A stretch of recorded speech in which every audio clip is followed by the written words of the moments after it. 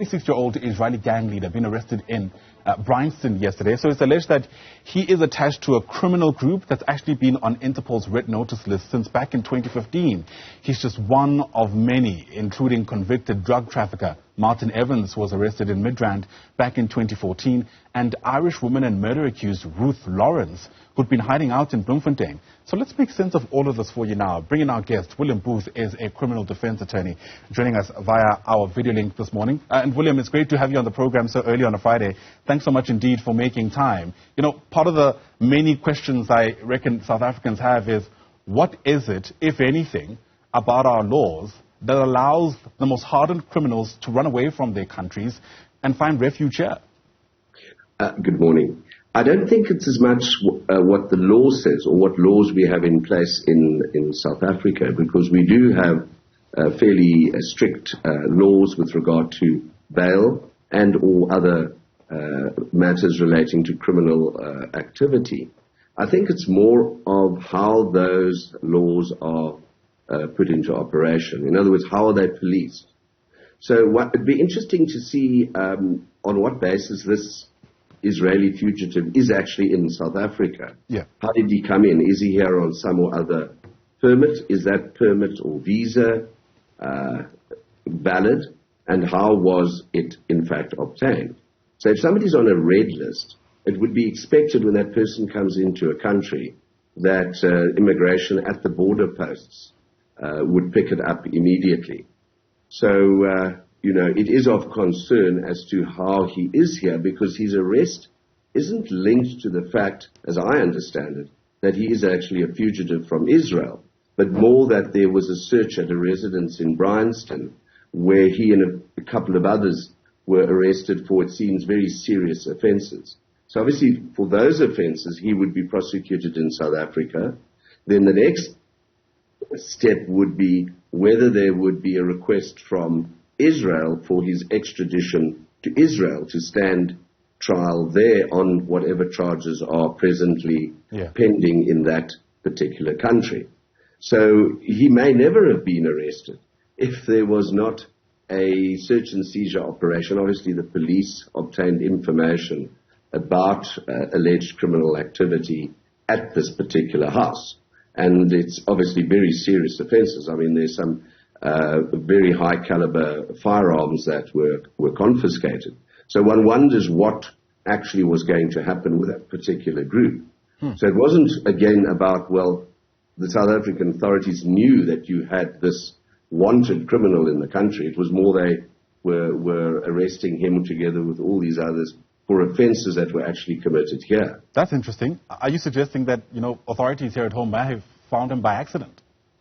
Well, I'm not sure of all the background, but it seems it might be the case. From what I'm reading, it doesn't seem to be a situation where they were looking for him because he was a fugitive from Israel. So, what would happen with extradition matters is the country in which the person has committed offenses would then request the country in which the person is, let's say South Africa, for him to be extradited back to Israel. So, I don't believe that has actually even taken place. So if we take a few other matters, for example, the very high-profile matter of Dewani, who was extradited from the United Kingdom, there was a request from South Africa to the United Kingdom for him to be extradited. So I don't believe with regard to this particular person, there was that a request or anybody even knew that he was actually in South Africa. Sure. Part of what authorities are saying now is that they hope that this arrest will lead them to cracking this big international drug syndicate. We know in many instances these individuals don't work alone, and the syndicates themselves run deep with quite complex webs. How optimistic are you that this could happen? Well, you're quite correct. These syndicates are linked worldwide. So you have had a number of cases in South Africa over the last few years. Not only that people who are wanted from other countries are now in the country, but people from other countries are actually operating syndicates in South Africa.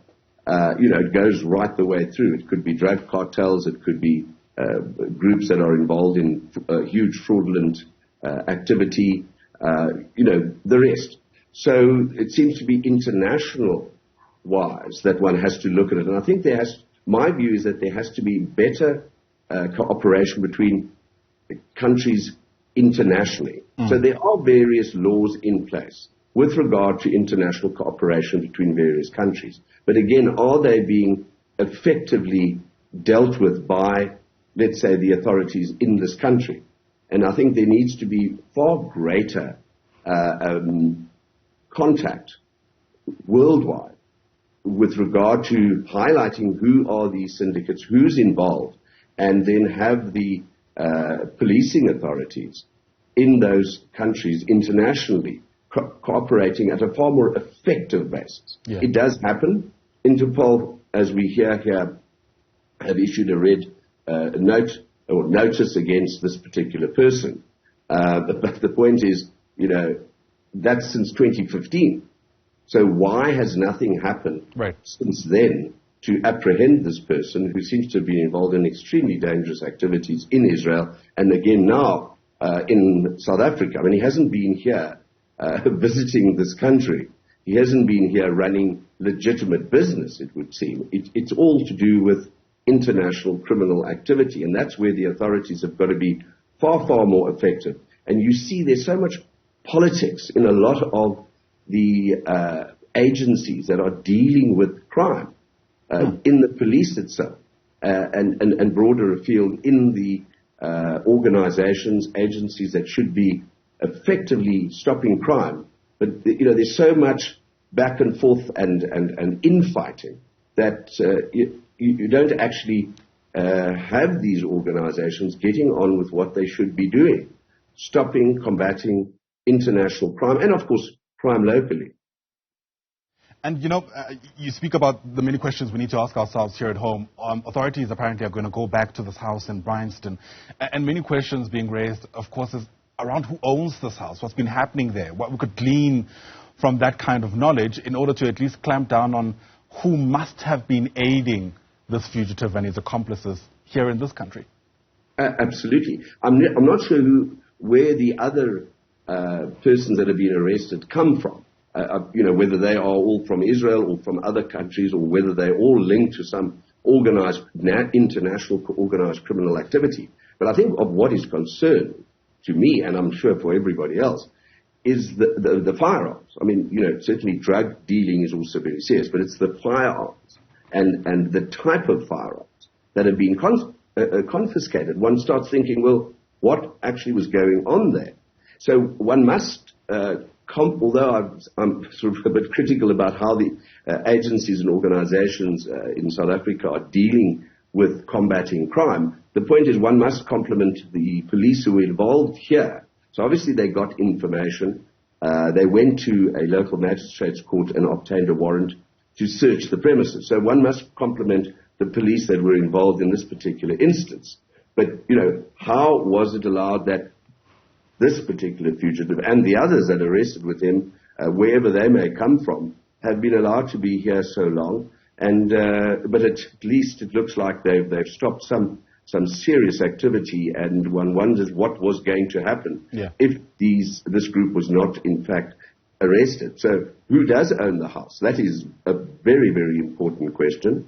And how is it that this group was allowed to occupy the house?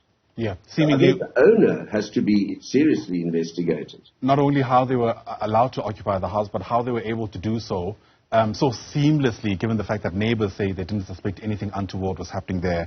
It's emerged that 19 firearms, including AK-47s, as well as other assault rifles, were found there.